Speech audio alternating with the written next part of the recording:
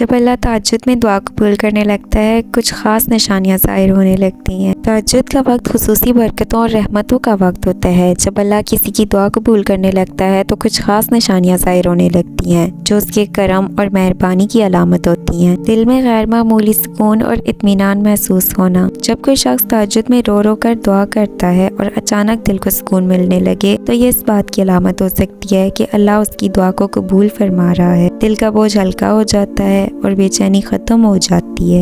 آنکھوں سے بے اختیار آنسو کا بہنا۔ اگر دعا کے دوران بے اختیار آنسو بہنے لگیں اور دل میں اللہ کی خاص قربت محسوس ہو تو یہ ایک واضح نشانی ہو سکتی ہے کہ اللہ اس بندے کی دعا کو شرف قبولیت بخش رہا ہے۔ دل میں عجیب سی خوشی اور امید کا پیدا ہونا۔ کبھی کبھی ایسا ہوتا ہے کہ تہجد کے بعد ایک عجیب سی خوشی اور امید پیدا ہوتی ہے جیسے کہ دعا قبول ہو چکی ہو۔ اگر دل اچانک مطمئن ہو جائے اور کسی چیز کی شدید خواہش کے باوجود بے فکری محسوس ہو تو یہ دعا کی علامت ہو سکتی ہے۔ حالات میں غیر متوقع بہتری آنا۔ جب کوئی شخص کسی خاص مقصد کے لیے تہجد میں دعا کرتا ہے اور کچھ ہی دنوں میں حالات خود بخود بہتر ہونے لگیں، دروازے کھلنے لگیں اور مشکلات دور ہونے لگیں تو سمجھ لینا چاہیے کہ دعا قبول ہو چکی ہے۔